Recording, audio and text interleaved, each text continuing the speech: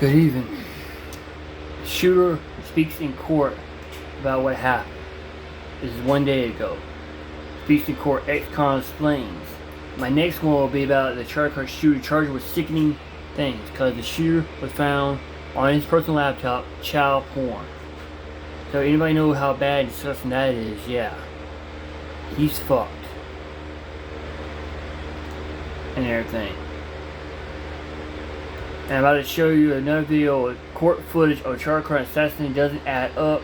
There's more than one person involved. And everything. So this next video right here is going to be 31 minutes long and 57 seconds. It's going to go in detail and everything. So yeah, if they seek the death penalty, then yeah, he deserves what happened. Plus, not only that, this Charlotte stabbing, he got released from prison Monday of this week. So yeah, justice system is really fucked up. Thanks to Obama, thanks to Joe Biden. It's basically proving that you can kill somebody and get by with it, especially if you're a Democrat, black person, or a Democrat altogether. So yeah, it's going to be kind of fucked up. And now that a lot of people talking about Charlie Kirk was racist or a hate monger, no, he wasn't. I had a person meet him in person one time. He's a pretty cool guy. He was racist while he had Candace Owens with him. Democrats lie and lie and lie and got this poor man killed. So, to be honest, they should go for the whole entire Democrat Party. Put them behind bars. But let's get into the video, shall we? Stuff's not adding up. Assassin Tyler Robinson has appeared and spoken in court for the first time, and as someone who has been there myself, I can tell you with certainty what his body language and actions reveal is very dark.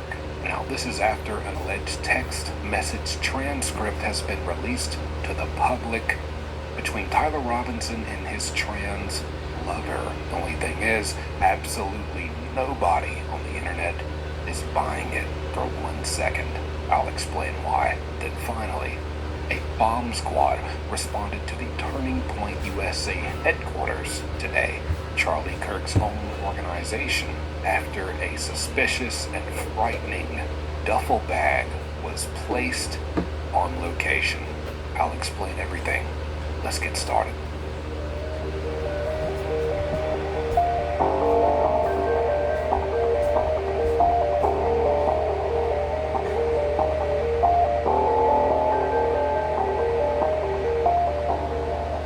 First off, let's take a look at the very quick 2-minute or so footage of the very first court appearance, very first time we've heard Tyler Robinson speak at all, and on top of that, speak in court. Let's play that clip and then I'll weigh in with, based off my experience and just some insight here, what I'm gathering from his body language, his speech, and it ain't good.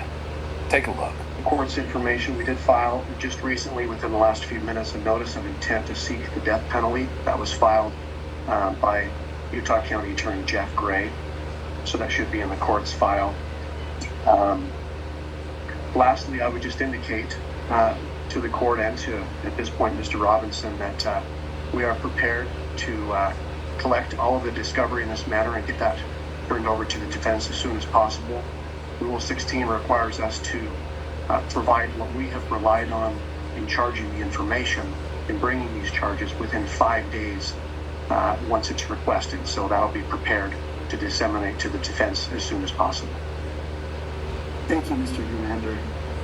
Mr. Robinson, and what I also want to do is you have the right to have the charges read that you stand charged of, and I wish to read those to you at this time.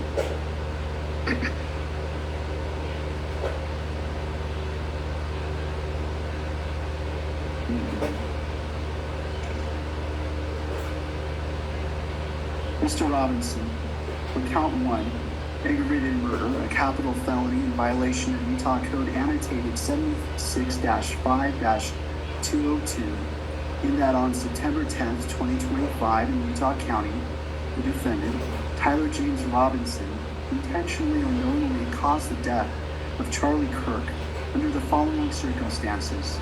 The defendant knowingly created a great risk of death to another individual other than Charlie Kirk and the defendant.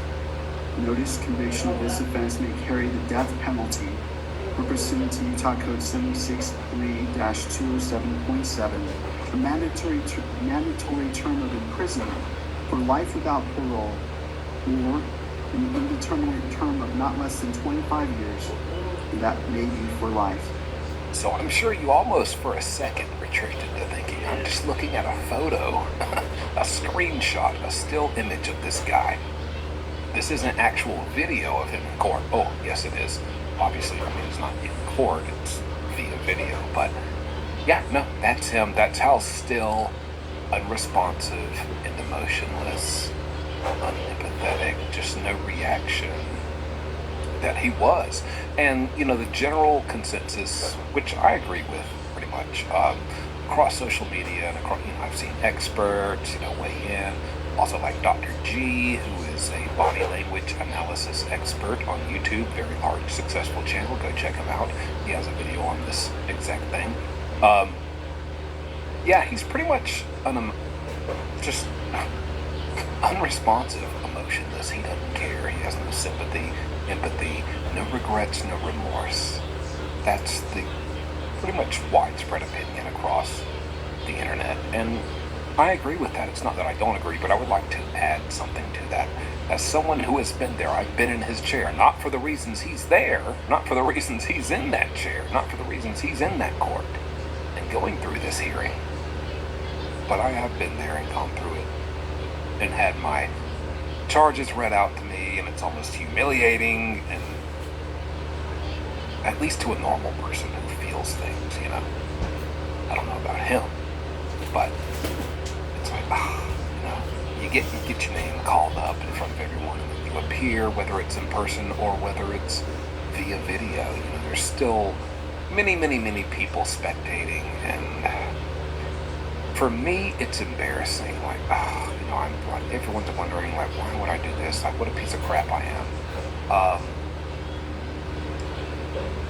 But his stillness and just stone-faced, just stone coldness, lack of reaction.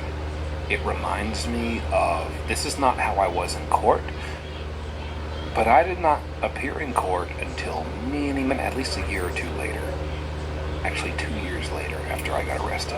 I had plenty of time to think and plenty of time to be sorry for what I did, plenty of time to realize the gravity of my actions and crimes, plenty of time to regret it and wish I had never done it. So I was very responsive in court. Now, what he reminds me of is the day I was arrested. They immediately took me into a interrogation room, which, quick context, when I was arrested with a car full of my best friends who truly did not know about the crimes I had committed. I did them by myself and in private. And I was kind of just using them in a way for a ride because I knew the police were looking for my car. And so I was using them for a ride to here and there, and ultimately trying to gather things and supplies to go on the run and get out of town. Never made it out of town. But the next day I was caught. And when we were pulled over and I was caught, the police were going to charge all my buddies and friends and their girlfriends who were in the car with an array of charges for helping, aiding, abetting, you know, a fugitive, and just, you know, doing this and that. And I said, if you let them all go, and if someone ever FOIA requests my evidence and just my case file on this charge, I said, if you let them go. It's funny, ain't it? Well, Republicans fucked up. We're the bad guys. Them NBC News, CBN, News 19, all of them will run it. But when they fuck up, you don't hear nothing about it. The reason why you hear about it now, because people like us Republicans are pushing for this. We want justice. We're not going to sweep shit on it. Not only that, Obama said some pretty disgusting stuff too, saying that Charlie Kirk deserved it. Obama, here's a piece of advice for you. You should not open your fucking mouth. You sleeping with a fucking dude. Okay? You lied to the American people to get the election. You stole it. You used dead people's body names to get the election back in 2009. So you really have no fucking right to say shit. 2, you're not even a fucking American citizen. Okay? So keep your mouth shut. Or you might get deported back where you come from. It ain't Hawaii. You might get deported back to Kenya. That's where you're originally from, really. You just forcify that damn document and everything. So, enjoy the video back here, shall we? I will admit to everything that I've done. Because in my mind, I was just like, my friends are innocent. They don't know what's going on. I'm a piece of crap. I know this. I've kind of given up on life, which is why I even did what I did. And I promise this is relevant, and that there's a it fits into the context here. I'm not just ranting about myself. Just stick with me, please. It was that resignation of, hey, let my buddies go, let my friends go. They're innocent. I'll incriminate myself. I'll give you all the evidence you need. I'll give you everything you need to absolutely 101% find me guilty, to where I don't even have a chance. Just let them go. Don't take them to jail. And so they did. And they brought me in front of a video camera, and I confessed to everything I did. And when I was doing it, I guarantee you, I looked very similar to Tyler Robinson in this footage. I would say more detached from reality. Because I couldn't accept the reality that what is the truth is that I'm about to go away for a long time. Especially, I'm 20 years old.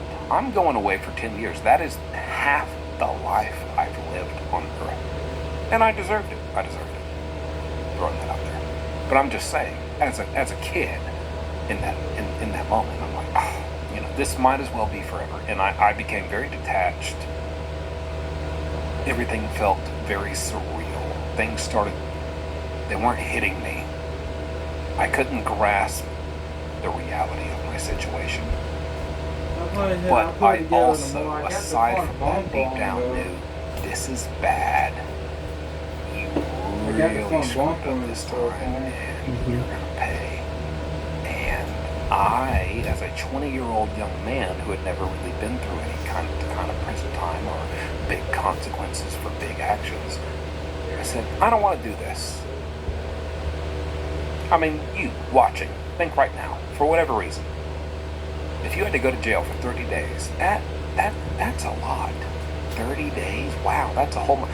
Man, I got stuff to do. I got a job, I got kids, I got 30 days, that's a long time. I don't even want to go there for an hour, right? Now imagine 10 years, when you're 20, half your life. That felt like forever to me. You might as well have told me I'll be there forever. I became so detached, and I looked just like this guy. And I quit ranting here soon. I need to cut myself off because I would just go and go and go. I should really start a podcast. How much I talk. But the point is, I detached because in that moment of confessing things to this camera, because I promised I would if they let my friends go, I just didn't want the guilt of my friends who truly had nothing to do with this getting in trouble. And I knew that I did this. I knew it was on me, and I'll take the trouble. But I was not going to take the consequences. What do I mean by that? I was going to, I can't really say the word because of YouTube. I was going to take myself out of here. I was going to Jeffrey Epstein myself in jail.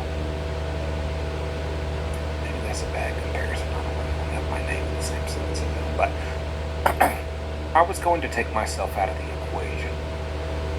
I was not going to do 10 years. this is it. This is the end of the road. And so that brought on my resolve to do that. And I knew that that's what I would do. I would not do 10 years. I would just simply end it and not do it, because we've reached a dead end. This is the end of the road. There's no outlet. This is a one-way street. And so I coldly and emotionlessly and just still-faced confessed to everything I did.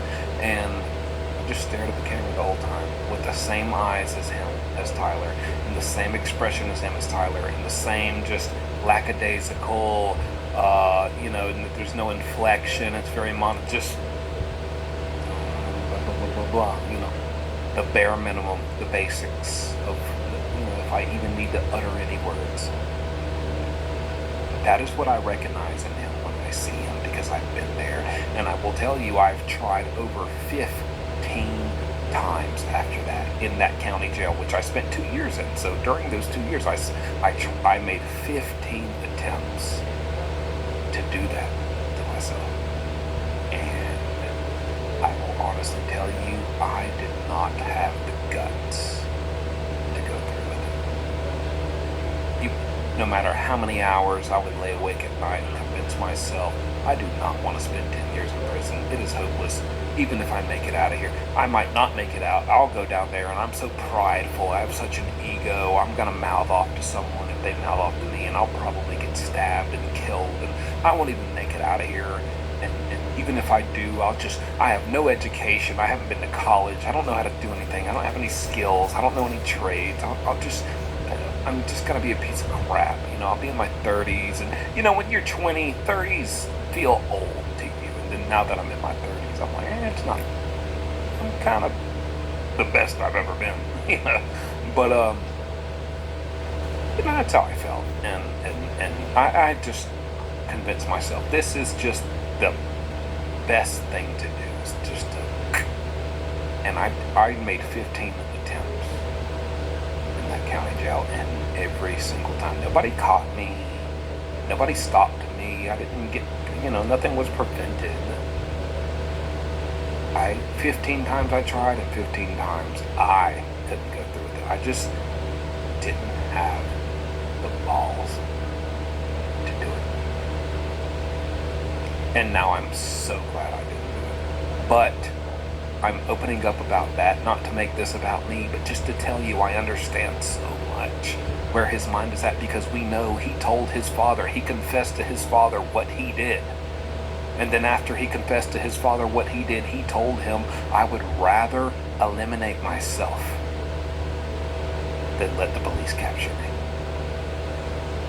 Which, context, keep this in mind, because we're moving on to the text messages he sent, allegedly sent next, and he paints a very different narrative, saying, I'll just turn myself in.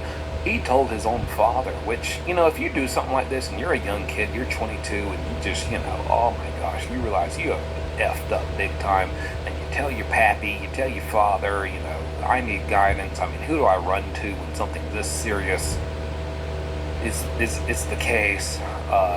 He opens up and says, I've done this, and I don't want to turn myself in. I don't want to go to jail. I'd rather just do it to myself.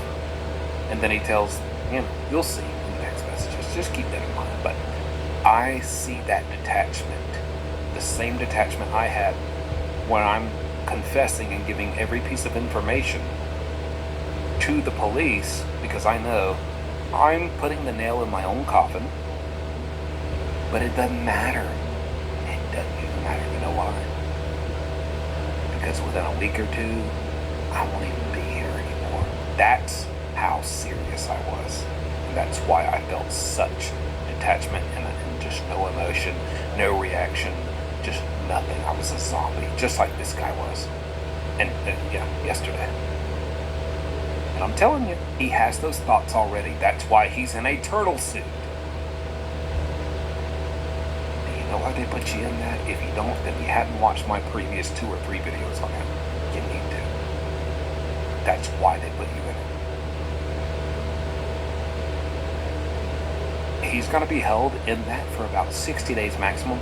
As I'm telling you, I would not not be surprised if we don't see this make it to court. The first chance he gets, I see him. He knows the gravity of what he's done. He realizes how big this has gotten. It's huge. It's everywhere. He can't escape it. He's going down. He knows it. He doesn't want to face what's coming. He's a 22-year-old kid. I truly believe the first chance he gets, he's going to take himself out. Because I tell you what, I didn't have the balls or the guts to take myself out. But I also never had the balls or the guts to take anyone else out. He did. He did. Two different people. I truly believe we will see that he doesn't even make it to court before he does something to himself. There's my opinion. Let's move on. Next up, here is a text message transcript of texts between, allegedly, Tyler Robinson and his trans lover / roommate. I'm going to read them out to you. You decide in the moment how you feel about these, but I'll tell you now, nobody's believing this stuff. And I'll give you, some good examples, at least in my opinion, that I found. I'm like, that kind of makes the most sense. That's one of the best takes on this that I've seen, so I'll share that with you as well. But first up, let me just read through this. I'll pop it up here on screen too. Robinson says, I am still okay, my love, but I'm struck in Orem for a little while longer yet. Shouldn't be long until I can come home, but I gotta grab my rifle still.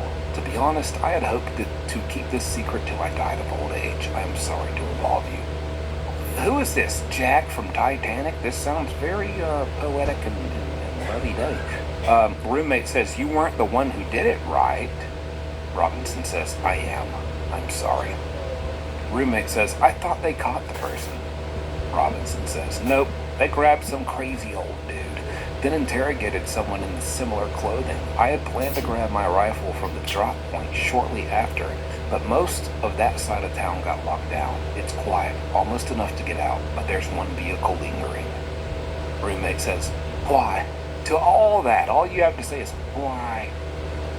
I'm pretty sure a young 21-year-old roommate would be like, oh my God, wait, what? Oh my gosh, that's crazy. And say, oh my God, you did what? I can't believe this. What? All they have to say, why? Why? Okay. Not very realistic. Robinson says, why did I do it? Roommate, yep, that's what I meant. Yep. Like, not shocked by this whatsoever. Robinson says, I had enough of his hatred. It out. If I'm able... Yeah, man. I'm still okay, my love, but I'm stuck in Orlo for a little while longer yet. Shouldn't be long until... Basically, he's telling...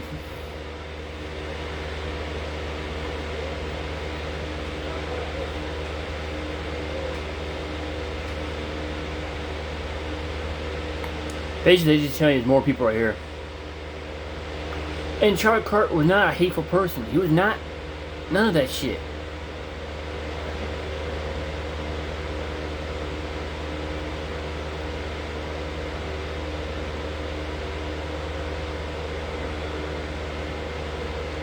Basically, man, the dude's roommate was his lover / transgender / furry.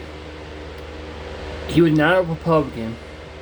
Don't believe what they say in the news. He was not a Republican. His folks were, but he didn't vote for a Republican or Democrat in 2 years. He was a Mormon too, so shocker there. Not shocker though, and everything. Shocker is like, not really a shocker, but still, and everything. So yeah, it's just going to show you, man, how corrupt the Democrat Party is to do shit. Look, back to this, shall we? Able to grab my rifle unseen, I will have left no evidence. Going to attempt to retrieve it again. Hopefully they have moved on. I haven't seen anything about them finding it. Roommate, how long have you been planning this? Robinson, a bit over a week, I believe. You believe? What do you mean, brother? When did you start? Ain't no... I assume, what day was it? I think you know. A bit over a week, I believe. I can get close to it, but there is a squad car parked right by it. I think they already swept that spot, but I don't want to chance it. Robinson again. I'm wishing I had circled back and grabbed it as soon as I got to my vehicle. I'm worried what my old man would do if I didn't bring back Grandpa's rifle. I don't even know if I had a serial number. If it had a serial number. But it wouldn't trace to me. I worry about prints. I had to leave it in a bush where I changed outfits. Didn't have the ability or time to bring it with. I might have to abandon it and hope they don't find prints. How the fuck will I explain losing it to my old man? Grampy, he ain't gonna be happy. Only thing I left was the rifle wrapped in a towel. Remember how I was engraving bullets? The effing messages are mostly a big meme. If I see, quote, notices bulge, ooh-woo, on Fox News, I might have a stroke. Alright, I'm gonna have to leave it. That really effing sucks. Judging from today, I'd say Grandpa's gun does just fine. I don't know. I think that was a $2,000 scope, frowny face. Then he continues, delete this exchange. And then again he says, my dad wants photos of the rifle. He says Grandpa wants to know who has what. The feds released a photo of the rifle, and it is very unique. He's calling me right now, not answering. Robinson again. Since Trump got into office, my dad has been pretty die-hard MAGA. I'm going to turn myself in willingly. One of my neighbors here is a deputy for the sheriff. You are all I worry about, love. I'm much more worried about you. Don't talk to the media. Please don't take any interviews or make any comments. If any police ask you questions, ask for a lawyer and stay silent. A lot of people say this doesn't sound like a Gen Zer way of texting. It's very formal, very proper, complete sentences, especially talking to a friend or a lover. And you know, the reaction from the roommate, lover, it's kind of not, there kind of is no reaction. It's kind of just robotic, like, why? What? Who? When? Where? And if I dare, how? You know, just what? You know, a lot of people think the government, FBI, kind of prepared this transcript to get heat off of the roommate, who is now apparently cooperating, and 20 other people who are involved, who are all trans people, are, I believe, maybe I'm wrong, but are cooperating. And one of the best takes I see, you know, as far as validity, it's coming here from Sarah Fields. Surprisingly, because I wasn't even looking for her to cover this, but, and you know, I mentioned her a lot in my Carmelo Anthony coverage, but, you know, what do you know? Here she is again. She wrote, he wrote, quote, hey fascist, catch, end quote, Bella Ciao, end quote, if you read this, you are gay, as well as, I'll add on my own, notices bulge, ooh woo, which, if you don't know, basically means, I thought this was a woman, then I noticed the bulge in their pants and realized this is a trans person. Ooh woo is basically the typed out letter version of a facial expression instead of using an emoji that represents a excited, interested, attracted, intrigued facial expression. The same she says, he wrote this, this, and this on the bullet casings, and then he wrote texts like that? Sure. She says, I believe what was written in the casings. I don't believe the texts. I just dropped my phone. Okay. That's how much I don't believe it. I just throw the whole phone away. Yeah, I hear that, you know, especially a 22-year-old, a Gen Zer. I mean, it just, and it's not even like, you know, I'm talking to my parents, I'm going to be a little more proper. It's like, you know, but then I also saw another post, and it gained a lot of traction, a lot of views, a lot of support, And I think there's some validity there on the other side. I'm not going to fully discredit this as a false transcript.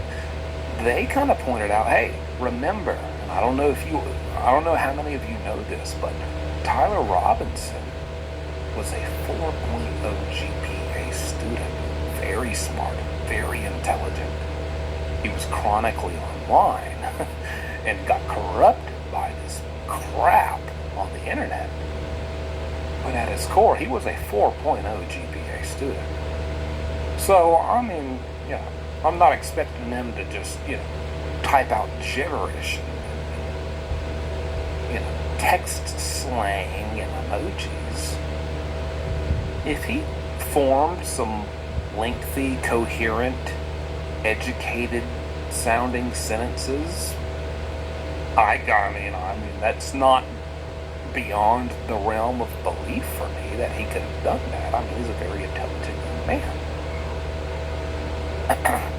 Education-wise, test score-wise. So it's possible. But I do also see, all other things considered, it doesn't seem like it would be the regular way of him corresponding and communicating with his, same-aged friends and lovers. It just doesn't seem normal. And the response of the roommate doesn't seem normal. I mean, you gotta think, if you had a boyfriend or a girlfriend and you're out there watching and they told you they just assassinated Charlie Kirk, even if you knew they were kind of super, set in their political beliefs, whoa, wait, what?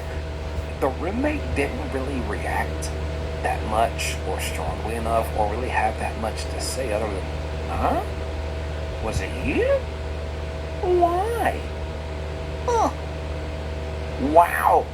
Wowza. Oh, man.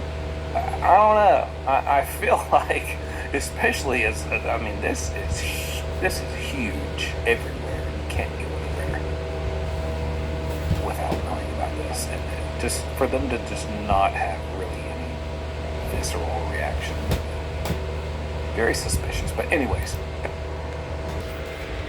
Yeah, it's, but let's face it, when you in with the Tifo's organization or the LBG Community Hit Squad, of course you're not going to be all right in the head, because who isn't right in the head when they call themselves a transgender or get their sex changed from man to female or female to man?